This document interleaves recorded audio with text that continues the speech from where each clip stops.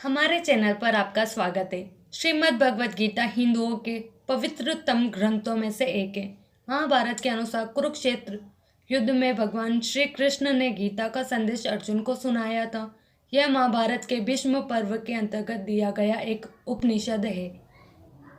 भगवत गीता में एकेश्वरवाद, कर्म योग, ज्ञान योग, भक्ति योग की बहुत सुंदर ढंग से चर्चा हुई है। श्रीमद् भगवत गीता की पृष्ठभूमि महाभारत का युद्ध है।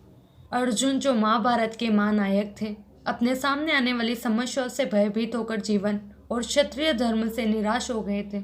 अर्जुन की तरह ही हम सभी भी अनिश्चय की स्थिति में या तो हताश हो जाते हैं और या फिर अपनी समस्याओं से विचलित होकर भाग खड़े होते हैं।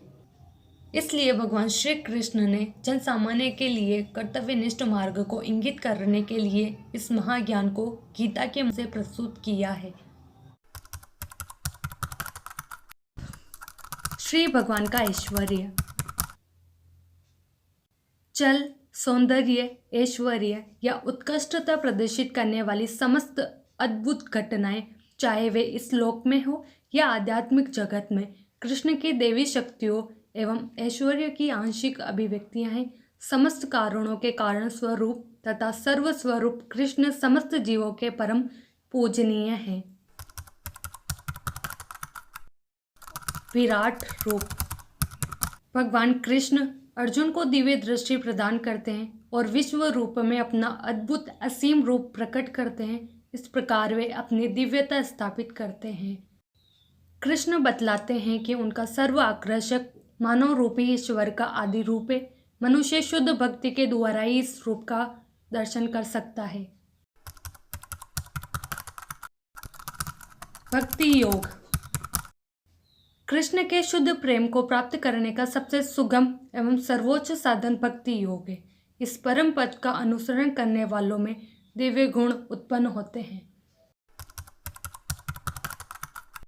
प्रकृति, पुरुष तथा चेतना, जो व्यक्ति शरीर, आत्मा तथा इनसे भी परे परमात्मा के अंतर को समझ लेता है, उसे इस भौतिक जगत से मोक्ष प्राप्त होता है।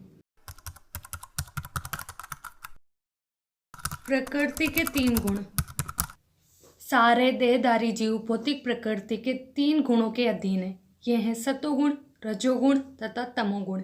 कृष्ण बतलाते हैं कि ये गुण क्या है, ये हम पर किस प्रकार क्रिया करते हैं, कोई इनको कैसे पार कर सकता है और दिव्य पद को प्राप्त व्यक्ति के कौन कौन से लक्षण हैं। पुरुषोत्तम योग, वैदिक ज्ञान का चरम लक्ष्य अपने आप के भौतिक जगत के पास से विलग करना तथा कृष्ण को भगवान मानना है। जो कृष्ण के परम स्वरूप को समझ लेता है, वह उनकी शरण ग्रहण करके उनकी भक्ति में लग जाता है। देवी तथा आसुरी स्वभाव, शास्त्रों के नियमों का पालन न करके मनमाने ढंग से जीवन व्यतीत करने वाले तथा आसुरी गुणों वाले व्यक्ति अधम योनियों को प्राप्त होते हैं और आगे भी भवबंधन में पड़े रहते हैं। किंतु देवी गुणों से संपन्न तथा शास्त्रों को आधार मानकर नियमित जीवन बिताने वाले लोग आध्यात्मिक सिद्धि प्राप्त करते हैं। श्रद्धा के विभाग, भौतिक प्रकृति के तीन गुणों से तीन प्रकार की श्रद्धा उत्पन्न होती है। रजोगुण तथा तमोगुण में श्रद्धा पूर्वक किए गए कर्मों से अस्थायी फल प्राप्त होते हैं, जबकि शास्त्र सम्मत विधि से सतोगुण में रहकर संपन्न कर्म हृदय को शुद्ध करते हैं। ये भगवान कृष्ण के प्रति शुद्ध श्रद्धा तथा भक्ति उत्पन्न करने वाले होते हैं। संन्यास की सिद्धि,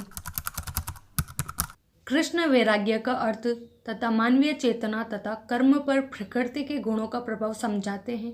वे ब्रह्म अनुभूति, भगवद गीता की महिमा तथा भगवद गीता के चरम निष्कर्ष को समझाते हैं।